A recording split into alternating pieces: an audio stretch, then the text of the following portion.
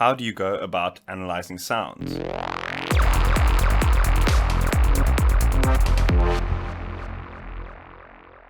What is up, people? Today we're just going to be chatting about something that's actually come up quite often in the comments. As some of you may or may not know, I've got a series of videos where I analyze sounds from popular Psytrance tracks and attempt to recreate them. And something that's come up quite often in the comments is what process I go through when analyzing the sounds. You know, how do I know certain sounds are created using specific techniques and such?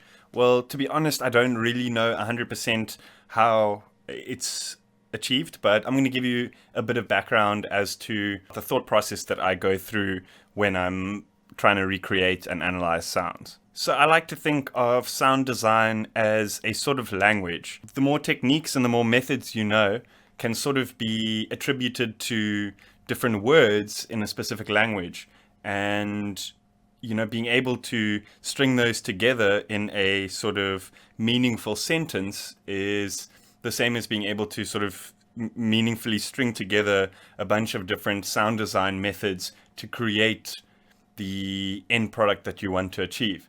So if you think about it, when you're learning a language, when you're a kid, you don't maybe know how to speak English, or you don't know how to speak a specific language.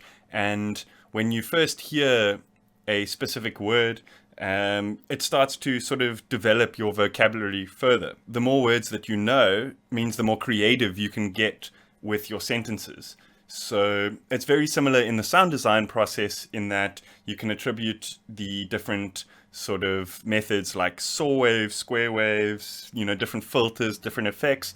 You can call those the different words in your sort of sound design vocabulary.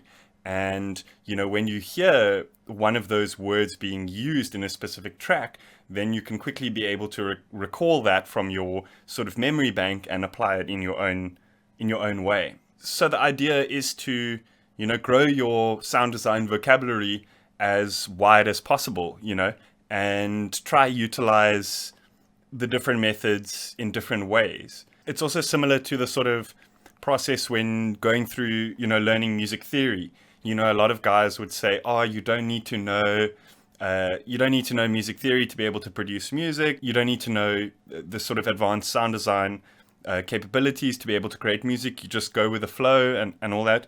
And while I do agree to a certain extent, I do believe that, if you arm yourself with enough vocabulary, being able to create those sounds and create those sort of different melodic patterns and stuff like that will just become a lot easier. You don't necessarily have to go with the flow every time if you know specifically what you want in the outcome.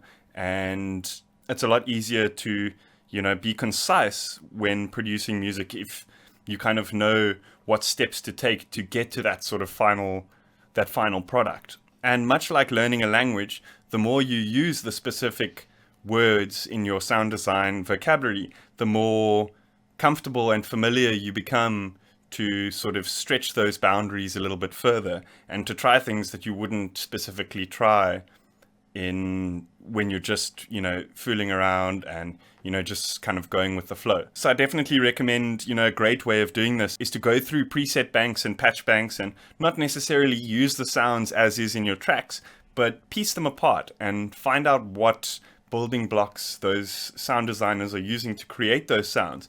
And that way you're arming yourself with more words for your sound design vocabulary that you can then apply in your own productions.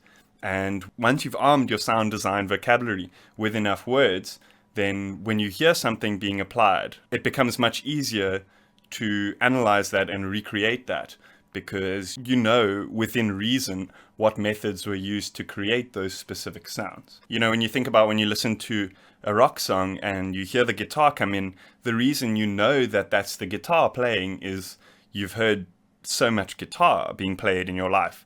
And the reason what a snare drum sounds like is you've heard enough drums on albums and stuff for your brain to automatically attribute that sound to that specific instrument that is creating that sound. And it's exactly the same with sound design. When you hear a saw wave, you instantly know it's a saw wave. And if you've heard enough sources and enough of the sort of sound design vocabulary, you'd be able to very quickly apply that. So I hope that gives you guys a little bit of background, the process that I go through, or more of the sort of mindset that I put myself into when I'm analyzing and recreating sounds for sound design. And I hope that answered some of your questions. If you're keen on supporting me, check out my Patreon page and check out the different pledges I have there. If you haven't yet, hit that like button, hit that subscribe button. See you guys next time.